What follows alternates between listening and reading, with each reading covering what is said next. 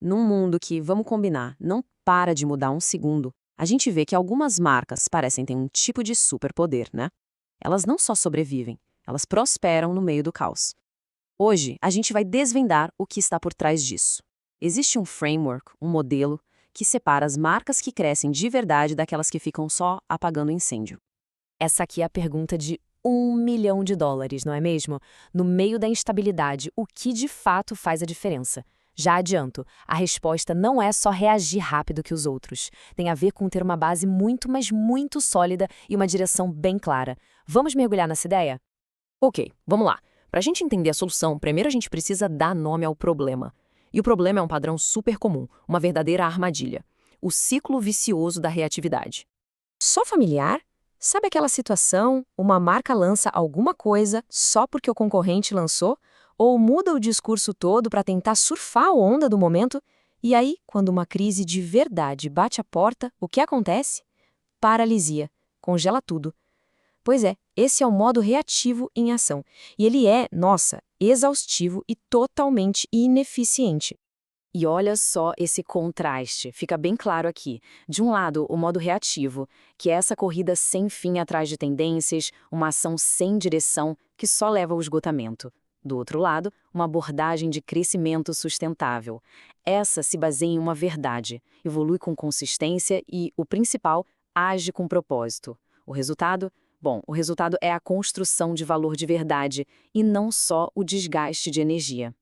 Isso, veja bem, não é só uma teoria bonita. O relatório das melhores marcas globais da Interbrand mostra isso com dados. As marcas que mais crescem, mesmo nos cenários mais doidos, não operam na base da reação. Elas dominam uma combinação poderosa de 3 forças. Vamos descobrir agora quais são elas.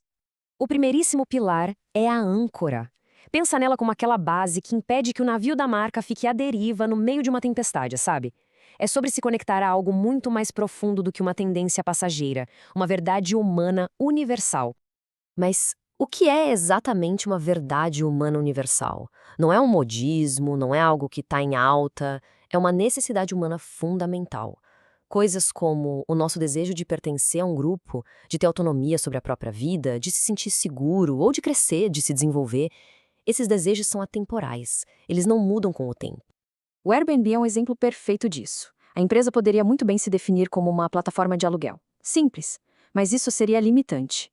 Em vez disso, ela se ancora na necessidade de pertencimento. E isso é genial, porque permite que ela evolua, mude seus produtos, entre novos mercados, mas o seu núcleo, a sua razão de existir, continua ali, intacta e superpoderosa. Certo, mas ter uma âncora não é tudo. Um navio ancorado, afinal, não vai a lugar nenhum. É aí que entra o nosso segundo pilar, a bússola. Se a âncora dá estabilidade, a bússola é o que dá a direção.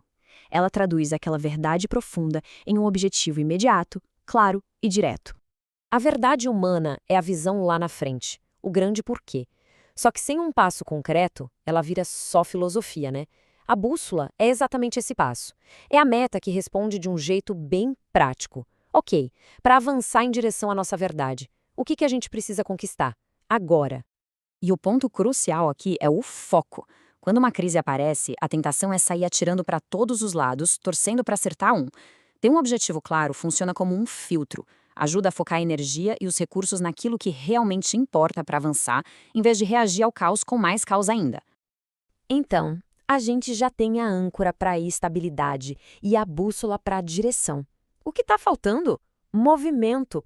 Esse é o nosso terceiro pilar, um motor que representa a ação ágil e constante. Muita gente pensa que agilidade é só velocidade, mas é bem mais do que isso.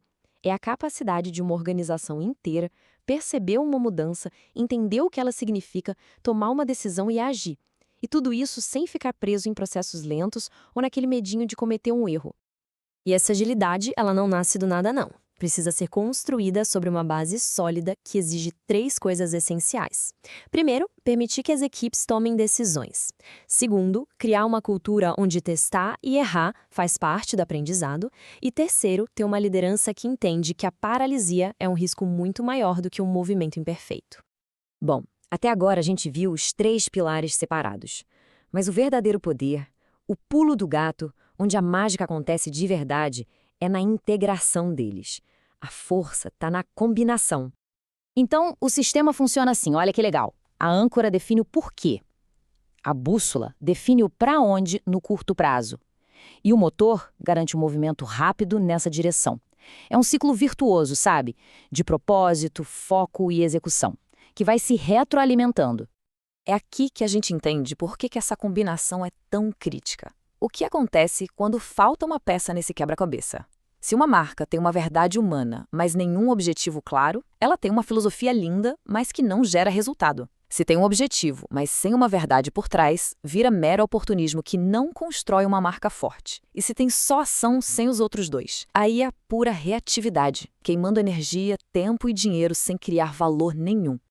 Ok, a teoria é poderosa, a gente já entendeu. Mas como aplicar isso na prática? Como é que se sai desse modo reativo e entra, de fato, num modo construtivo de operar?